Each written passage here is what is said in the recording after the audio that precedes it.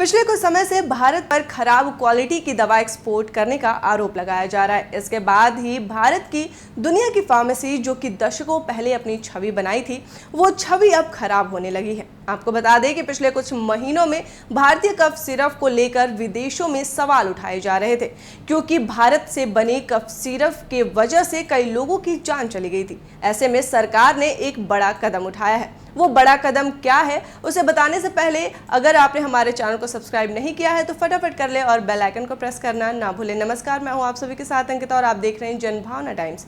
दरअसल cough syrup की वजह से जान जाने का मामला पहले गाम्बिया से आया था। वहां भारतीय ब्रांड वाली कफ सिरप पीने की वजह से 60 से ज्यादा बच्चों की मौत हो गई थी। इसके बाद भारत में बनकर तैयार हुई कफ सिरप को इसके लिए जिम्मेदार बताया गया था। हालांकि जांच में कुछ भी साफ नहीं हो पाया, लेकिन इसके बाद WHO ने एक और इंडियन कफ सिरप के खतरे को लेकर अलर्ट जारी कर दिया था। अब सरकार ने ऐसे मामलों को देखते हुए एक बड़ा फैसला लिया है, जिसके तहत अब कोई भी कफ सिरप और कोल्ड सिरप हो, निर्यात से पहले उत्पाद के नमूनों की सरकारी लैब में टेस्टिंग होगी। इसके बाद ही कफ सिरप को निर्यात करने की इजाजत दी जाएगी।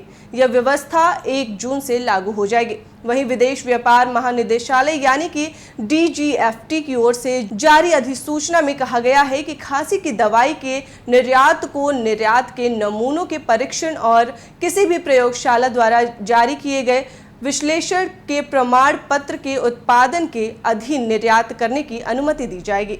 एक न्यूज एजेंसी के मुताबिक वित्त वर्ष 2021 से 2022 में भारत से $17 अरब के कफ सिरप निर्यात किए गए थे और ये राशि अब 2022 से 2023 में बढ़कर $17.6 अरब हो गई है। एक अधिकारी ने कहा कि भारत से निर्यात किए जाने वाले चिकित्सा उत्पादों की गुणवत्ता को सुनिश्चित करने के लिए केंद्र सरकार ने निर्यात के पहले कफ सिरप की गुणवत्ता परखने का फैसला किया है। यह परीक्षण भारतीय औषधि संहिता आयोग, क्षेत्रीय औषधि परीक्षण प्रयोगशालाओं और NABL से मान्यता प्राप्त औषधि परीक्षण प्रयोगशालाओं में किया जा सकेगा। साथ ही आपको बताते चले कि ये फैसला इसलिए लिया गया है क्योंकि पिछले साल गाम्बिया में 66 बच्चों की मौत हुई थी। इसके बाद उज्बेकिस्तान में 18 बच्चों की मौत हुई थी और इन सब मौतों के पीछे भारत में बनी खांसी की दवाई बताई गई थी। इसके बाद ही विश्व स्वास्थ्य संगठन यानी कि WHO ने भारत के 4 कफ और कोल्ड सिरप को लेकर बीते साल अलर्ट जारी किया था। तो कैसी लगी आपको ये जानकारी, कमेंट बॉक्स में जरूर बताएं और ऐसी वीडियोस को देखने के लिए आप जुड़े रहें जनभावना टाइम्स के साथ। नमस्कार।